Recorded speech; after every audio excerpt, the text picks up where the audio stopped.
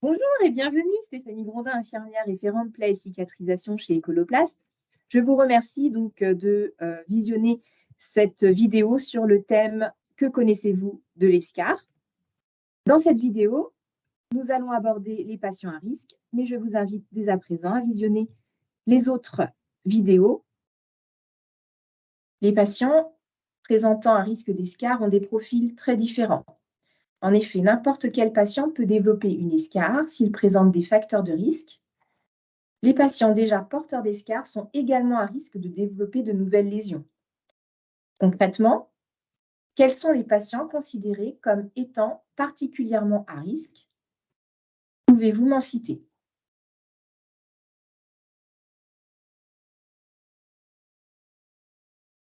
Sont considérés comme étant particulièrement à risque les personnes âgées, les patients pris en charge en soins intensifs, palliatifs, réanimation, les personnes à mobilité réduite ou encore les enfants en pédiatrie ou néonatologie.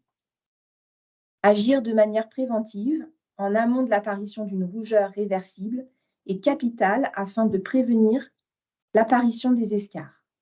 Comment évaluer le risque d'escar? Le niveau de risque d'un patient peut être évalué à l'aide de différentes échelles validées, Braden, Waterloo, Norton.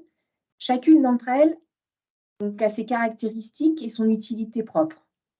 Ainsi, si l'échelle de Braden est simple et recommandée par la HAS, que je vous présente juste après, celle de Waterloo est plus complète et précise, alors que celle de Norton est validée chez les patients de plus de 65 ans. Donc voici l'échelle de Braden. Les 6 critères évalués, donc sur une échelle de 1 à 4, sauf pour le dernier critère, donc sont les suivants. Premier critère, la perception sensorielle. Donc c'est la capacité à répondre de manière pertinente à l'inconfort lié à la pression. L'humidité, par son degré d'exposition, donc de la peau à l'humidité. L'activité, en évaluant le degré d'activité physique. La mobilité, par la capacité à changer de position selon les besoins.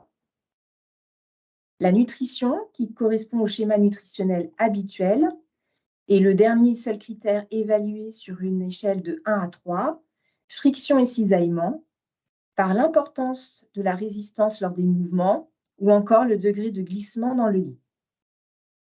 Comment est interprété ce score? S'il est supérieur à 18, le risque est peu élevé. Entre 13 et 17, c'est un risque modéré. Entre 8 et 12, risque élevé. Et inférieur à 7, risque très élevé. Donc, plus le score est bas, plus le risque est élevé.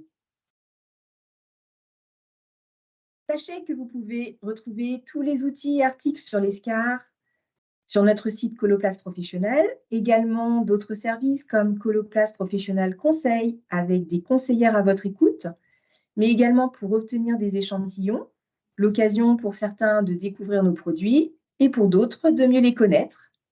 Un autre service, Ask Coloplast, pour toute question à distance, pour vous aider dans votre pratique et aussi pour vous inscrire au webinaire à venir. Je vous donne rendez-vous tous les mardis à 14 h. La vidéo touche à sa fin. Je vous remercie pour votre écoute. Nous restons disponibles et à votre écoute sur Ask Coloplast. En attendant, vous pouvez donc visionner d'autres vidéos sur l'escar. Prenez bien soin de vous. Merci, à bientôt.